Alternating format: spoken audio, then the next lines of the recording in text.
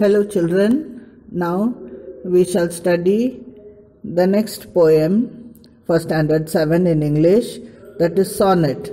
Now actually the name of the poem is Bog Murray, is not given in your books. It is written by Toru Dutt. Now in this poem, Toru Dutt describes the beauty of the garden around her bungalow. Now first, let me read the poem for you. A sea of foliage girds our garden round, but not a sea of dull, unvaried green. Sharp contrasts of all colours here are seen. The light green, graceful tamarinds abound, amid the mango clumps of green profound, and palms arise like pillars grey between. And o'er the quiet pools the sea mules lean, red and startling like a trumpet sound. But nothing can be lovelier than the ranges of bamboos to the eastward, when the moon looks through their gaps and the white lotus changes into a cup of silver. One might swoon drunken with beauty then, or gaze and gaze on a primeval Eden in amaze. Now, let me give you a summary, the explanation of the poem.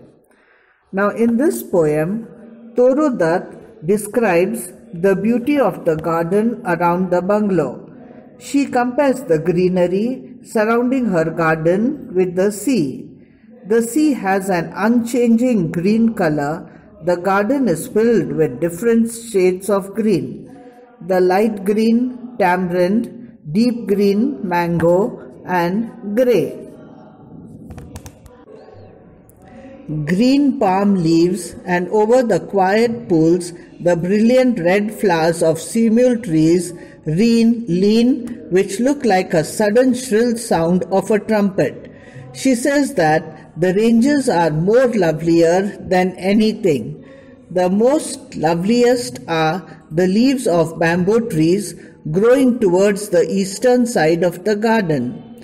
When the moon shines through the bamboo trees and when the white lotus looks like a silver cup, the scene is so enchanting that some might almost faint, intoxicated by its beauty, or gaze in wonder at what looks like his Garden of Eden, the first garden created by God for Adam and Eve.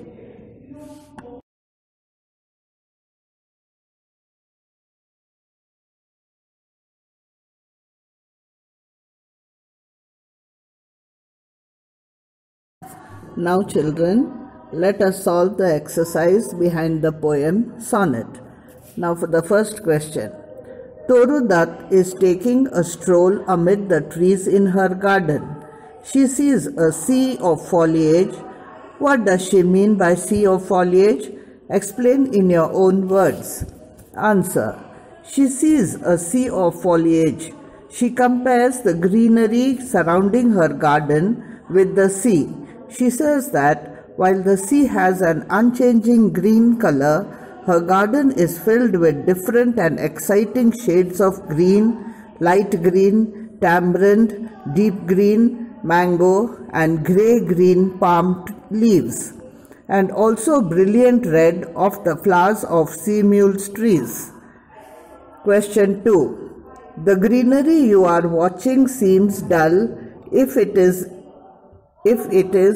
undash. The answer is varied. Question 3. What does the phrase "not a sea of a dull, unvaried green" mean? Explain. Toru Dutt compares the greenery surrounding her garden with the sea.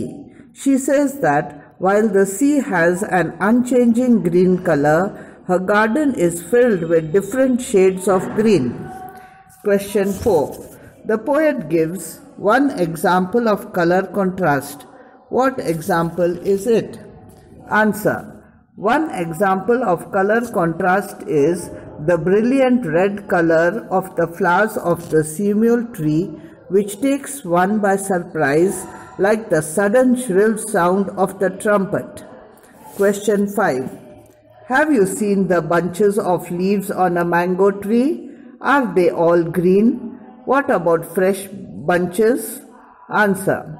All the bunches of leaves on a mango tree are not all green. The tender fresh branches are pink in color. The older branches are dark green in color.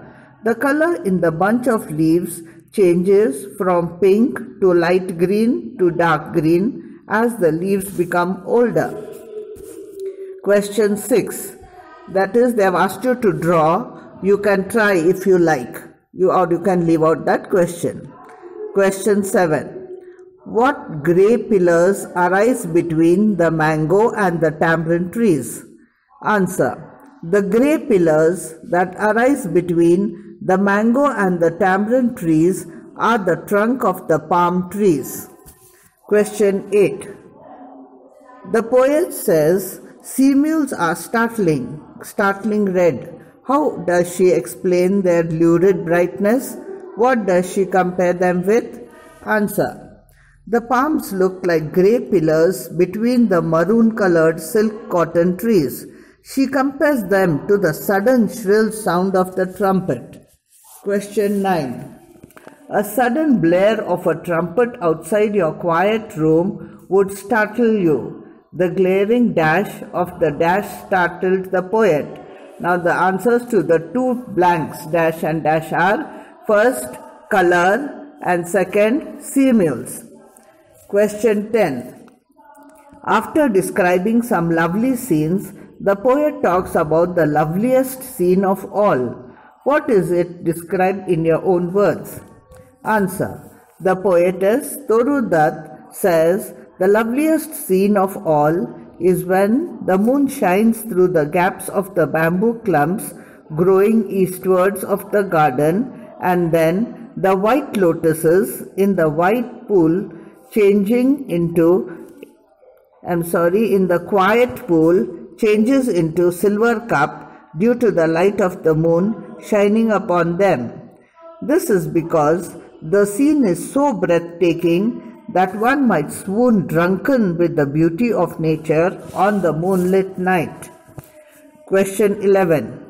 Enjoying the beauty of nature, the poet says, even enjoyment can become unbearable. What words express this idea? Explain what she says in your own words.